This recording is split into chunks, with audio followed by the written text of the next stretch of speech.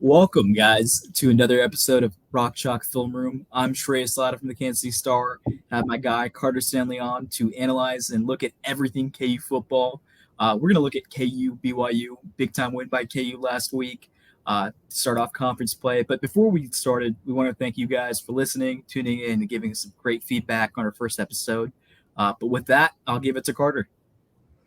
Yeah, Shreyas, thanks for getting us started there. And guys, thanks for tuning in. It was awesome to see the feedback and how many of you guys tuned in on week one. So really excited to get into this. First play we got here is, arguably the biggest play of the game. Huge play by Cobee Bryant. And, honestly, as far as scheme wise, there's not too much going into this other than you'll see Cobee Bryant here on the end, the cornerback. He's obviously the furthest man outside on the perimeter. So he's got to make sure that no one gets outside of him. And obviously on this play for BYU, they're running like a jet sweep. And, this receiver, he's trying to get outside. But as you can see, Cobee does a great job of having the outside of his or the inside of his body hitting the receiver on the inside. So, just a great hit. Just a big time player making a big time play and, starting the game off with a bang. Yeah, the fireworks came out early with that one. And honestly, that's just so impressive. I think Leipold said post game where, the lightest guy on the field had the biggest hit of the day. And, I 100% agree on that. That was huge.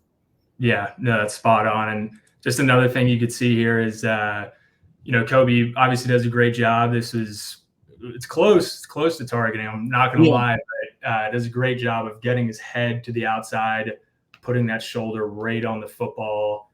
82 for BYU. Glad to see he's okay, but just incredible tone setter here for the Jayhawks. Absolutely. All right, so next play here, we got another defensive play. This was huge. Again, this was, I think third play of the third quarter, as you could see. So start off second half after, slightly trailing in the first half. Didn't play a bad half of football by any means, but, BYU played pretty well, credit to them. And what you're going to get here is just some great pressure from the defensive line, force, definitely an ill-advised throw by the BYU QB. And, I think Lewis Reddick on the broadcast said tips and overthrows, we got to get those. And that's exactly what Kenny Logan did here. There was a number of guys in pursuit. Number 10 there, Gilliam, great job of just tipping it up and giving the alley-oop D-Way to LeBron James right there. Yeah, that was a heads-up play by both of them. And honestly, Kenny at the right place at the right time and making sure he caught the interception. So, that's the kind of stuff that you prepare for week in, week out in practice. Yep. Yeah, another just a huge tone setter again to start the second half. So third play, another defensive play. I swear we'll get to offense here eventually. But no, this was big. 4th and 7. It's definitely a 4-down territory spot of the field for BYU here, but just still ends up being a great play by Cobee Bryant. And, he's got one-on-one man coverage up top, does an incredible job of walling the receiver all the way to the sideline. And, once this receiver's on the sideline here, you could see he's trying to look back in towards his quarterback. Cobee, being the veteran that he is, notices that, knows to look back towards the quarterback, makes an incredible jump on the ball, and essentially ends up running the route like he is the receiver. But just a great play here, another tone setter, and, big time momentum play. Was this one of those plays where it was missing communication between Slovis and his wide receiver, or was it just, Cobee making a great play and having natural instinct? Yeah, I'd say a good combination of both, because this is just a go route, fade route up top, and everyone in America, they have it implemented to where the quarterback and receiver, it's up to them. If the cornerback is way over top of the receiver, the wide receiver will kind of know, same with the quarterback, that it's probably going to be back shoulder type of ball. This is kind of tricky here because it's honestly just such great defense. by Cobee here. You can't really tell. And obviously, I think the receiver's trying to keep it vertical and go deep, but, the quarterback was maybe thinking that this is going to be a back shoulder. So, again, just a great job by Cobee, really walling that receiver all the way over to the sideline and, just ended up making a big play. Absolutely. All right. So next play we got here. All right. So I love this. This was my favorite drive of the day. It's 6 minutes into the third quarter, and I think KU ends up going on a 10-play, 75-yard drive. I think it was 6 minutes, 5 seconds. And KU and this coaching staff, they do this personnel grouping a lot. It's 21 personnel, which means 2 running backs, 1 tight end, and Jared Casey's the tight end lined up top. And what you're going to get here is just triple option, literally the same triple option that's been in football for almost 100 years now. And obviously a little wrinkle since it's in the shotgun, but you got Jalen in the backfield here. And what he's going to do, he's going to read this defensive end, number 92, closest to us on the line of scrimmage. And if that defensive end crashes down towards the rest of the offensive line, Jalen knows he's going to keep that ball. And as you can see here, just makes a great read. Great job, too, by Jared Casey coming across the line of scrimmage. He gives a little head fake that we'll see on a different view, but gives a little head fake, acts like he's going inside of that crashing defensive end. He's actually going to bypass him, get up to the second level, get a block. Great run of about, I think, 15 yards plus. So we'll see another angle here. As you can see there, Casey bypasses gives a little jab step, bypasses the end. Great keep.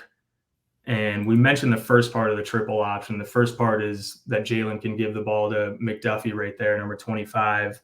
Mm-hmm. Second part is keeping it, which he does. Third part, Devin Neal out here, number 4. Say there's a defender that's close to Jalen. He could just flip it out on a pitch and, let one of your best athletes do the rest of the work. Absolutely. Also, a great job downfield by Lawrence Arnold, 25 yards down the field, getting a block, and that's all you can ask. So I want to say this was the next play here. Next play on the same drive, literally the exact same formation. And when the ball snapped, it's going to look like the exact same play. They do a really good job of disguising this and just making it look like a triple option, but you're actually going to get a hard fake here on the play action. Great job by Jalen there.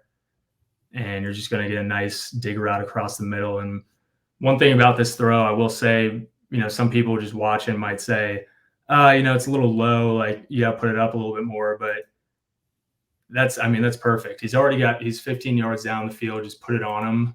And you see here, if this ball was put on Lawrence Arnold's face mask and he keeps running, you got a safety coming across right there that would have blown him up. And who knows at that point, either get a guy hurt, could get a ball deflected, intercepted, fumbled, who knows. So great job there, just getting it to him and first down. Yeah, I think he put it in a perfect position where only his wide receiver could get it. Yep. Yeah, so this is, same drive. And, as you can see there, 2 plays later, look familiar because it's the exact same formation, exact same personnel, 21 personnel, and they go back to the triple option that they ran previously on the drive. And again, we're going to be keying this end man on the line of scrimmage. Going to be reading him. You can see here, he's kind of hesitant. He comes in a little bit, shuffles in, but that's not enough to be able to stop McDuffie, the running back, on this play. So Jalen makes a good read, hands it off. Great hole by the offensive line, and, another big-time play. Yeah, you get another look here. Great job by the O-line. I mean, look at that hole. That's huge. That's humongous. You drive that hole. So yeah, no, pretty awesome, and just multiple ways to attack the defense on that play. Yeah, it's the kind of hole they're going to need against Texas. Yes, sir. Yeah, so we got Later on this drive, this is last play of the drive to cap off a 10-play scoring drive here. And what you're going to get here is motion from Quentin Skinner, the X wide receiver. You got trips left. You're going to motion in the X wide receiver. And I want you to look at, the guy that's circled here, the nickel back, but also look at number 0, the cornerback that's lined up over our number 0, Quentin Skinner. Yeah. Bring him in. And then what you're going to get here is a mesh route, mesh concept by the inside receivers. So they're going to be intersecting, trying to just pass by each other. And, it's a great concept for man or zone. This time you're going to get zone coverage, but great job here by Grimm. He's going to release outwards toward this cornerback to widen him up. And you'll see number 5, the guy that was circled pre-snap. His eyes are stuck inside, looking at all the commotion going inside. So he has no clue that Grimm's going right behind him. Grimm stems out, breaks it back in. And as you can see here, great wall. Sorry, you got the great wall of Lawrence. Great protection up front by the O-line, and just really accurate throw. This was an absolute rocket by JD6, and great job by Grimm getting his toes down.